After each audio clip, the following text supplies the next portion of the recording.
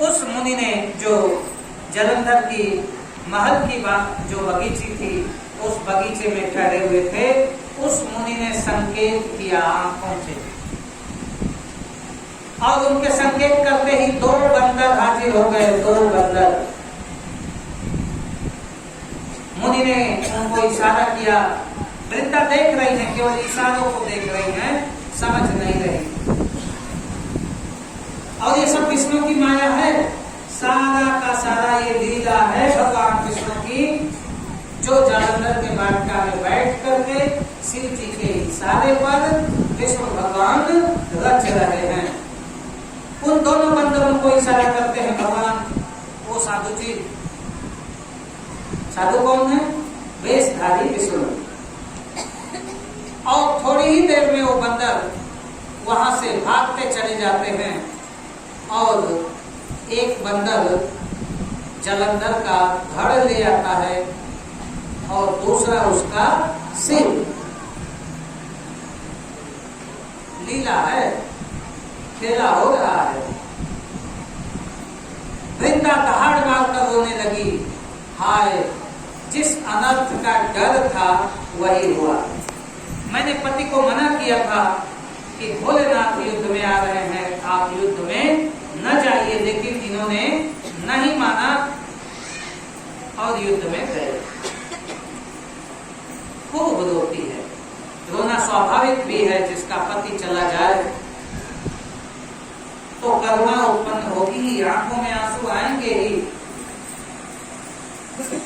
उसके बाद उसको यकीन हो गया था, घूम करके भगाया था, महात्मा पर यकीन था, रोने लगी। हे प्रभु, हे महात्मा, चाहे मुझ पर कितना भी वज्रपात हुआ हो, किंतु आप आए हैं, आपके दर्शन मिल रहे हैं, आप कुछ कृपा करिए। महात्मा को लीला रक्षित है। तुरंत इन्होंने जल छिड़काया और जालंधर जिंदा हो गया। वो जो बंदर लाए थे धड़ और सिर जलंधर का, जलंधर उठ बैठा, बड़ी प्रसन्न हुई, बहुत प्रसन्न हुई। और भगवान विष्णु जलंधर का जो नकली शरीर था उसी में प्रवेश कर गए और तत्क्षण वहां से अंतर्ध्यान गायब हो गए। अब अत्यंत प्रसन्न हुई, कहीं भला हुआ, भला हुआ इस साधु का जो आ गए थे और आप मर के भी जिंदा हो गए। और प्रसन्नता में उस नकली जो जलंधर था उसको गले लगा लेती हैं। महल में दोनों जाते हैं और बड़े प्रेम से, अब इससे बड़ी प्रसन्नता हो ही नहीं सकती, कोई मरा हुआ व्यक्ति जीवित हो जाए, अकल्पनीय चीजें साकार हो उठे, तो इससे बड़ी प्रसन्नता का क्षण, इससे बड़ा कोई सुख संभव नहीं है। और इस सुख के क्षण में वो दोनों पति पत्नी विहार करने लगे। लेकिन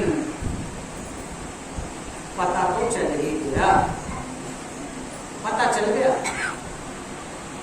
वृंदा को पता चल जाता है कि ये नकली हैं। अब उसे समझते देर नहीं लगी कि ये है कौन। जानती हैं ऐसा काम विष्णु ने ही किया है और ये विष्णु ही थे। उसने श्राप दिया,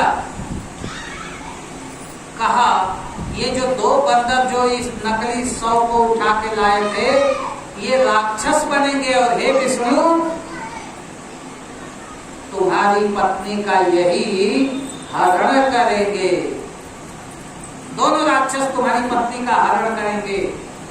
और बंदर मुंह वालों से तुमने ये सब लीला रचाई थी, सारा ड्रामा उन्हीं के मदद से किए थे, बंदरों से मदद लोगे। पातिव्रत्य भंग हो गया।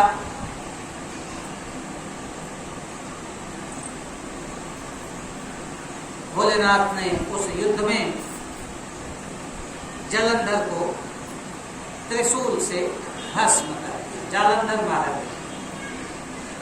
भोलेनाथ यहाँ प्रकट होते हैं और कुछ तो देना है।